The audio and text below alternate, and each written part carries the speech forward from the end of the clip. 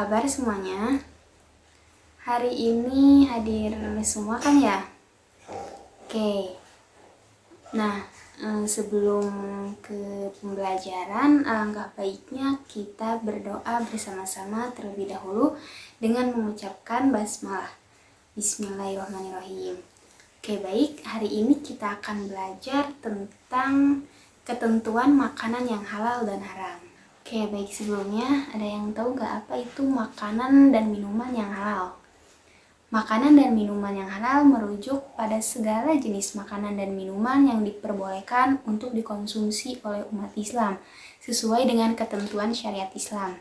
Nah, hal ini mencakup mengenai aspek sumber, kemudian cara memperoleh, hingga proses pengolahan makanan dan minuman tersebut. Nah, ada 3 hal yang perlu diperhatikan. Yang pertama ini halal secara zatnya. Makanan atau minuman yang berasal dari bahan-bahan yang diperbolehkan oleh syariat Islam. Makanan seperti dari tumbuhan, misalnya bayam, wortel, kangkung, dan lain sebagainya. Kemudian yang kedua halal secara prosesnya. Bahan makanan tidak tercampur dengan sesuatu yang najis atau haram selama proses produksi, pengolahan, atau penyajiannya. Misalnya, makanan yang halal menjadi haram jika dimasak menggunakan minyak yang mengandung lemak babi atau tercampur dengan minuman beralkohol. Dan yang ketiga, halal secara memperolehnya. Makanan dan minuman harus diperoleh dengan cara yang sah menurut Islam, seperti tidak diperoleh melalui pencurian, riba, ataupun penipuan. Nah, kemudian ada manfaat dari kita mengkonsumsi makanan dan minuman yang halal. Yang pertama ini mendapatkan ridho Allah karena telah menaati perintahnya dalam memilih jenis makanan dan minuman yang halal. Yang kedua, menumbuhkan akhlakul karimah atau berkarakter positif dan terhindar dari akhlak mazmumah atau karakter yang negatif.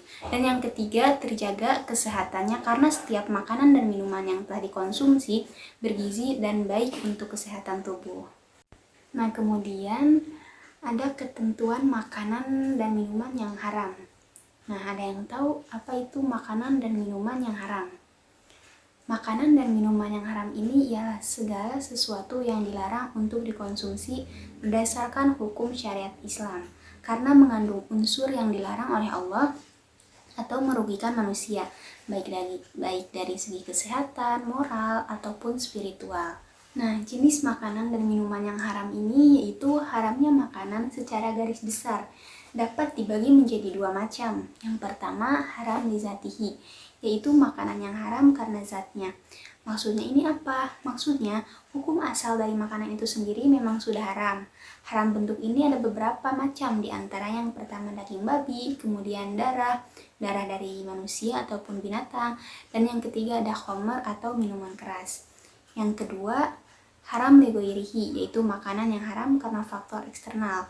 Maksudnya, hukum asal makanan itu sendiri ialah halal, akan tetapi dia berubah menjadi haram karena adanya sebab yang tidak berkaitan dengan makanan tersebut. Nah, haram bentuk ini ada beberapa macam, di antaranya yang pertama, bangkai, yaitu semua binatang yang mati tanpa penyembelihannya ini tidak sesuai dengan syariat Islam. Kemudian yang kedua, semua makanan halal yang tercampur najis, misalnya seperti mentega, madu, susu, ataupun yang lainnya. Nah, kemudian kejatuhan tikus atau kotoran cicak, nah itu bisa jadi haram karena terkena kotoran najis. Dan yang ketiga, haram karena diperoleh dari usaha dengan cara yang zalim, seperti dengan cara mencuri, korupsi, menipu, merampok, ataupun sebagainya. Nah, yang selanjutnya ini ada akibat dari mengkonsumsi makanan dan minuman yang haram.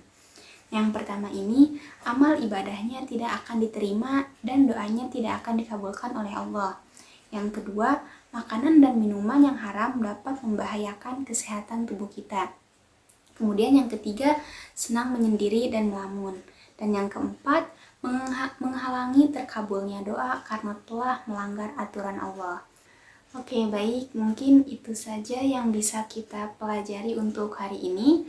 Semoga bermanfaat dan semoga kalian paham dengan pembelajaran hari ini. Cukup sekian. Wassalamualaikum warahmatullahi wabarakatuh.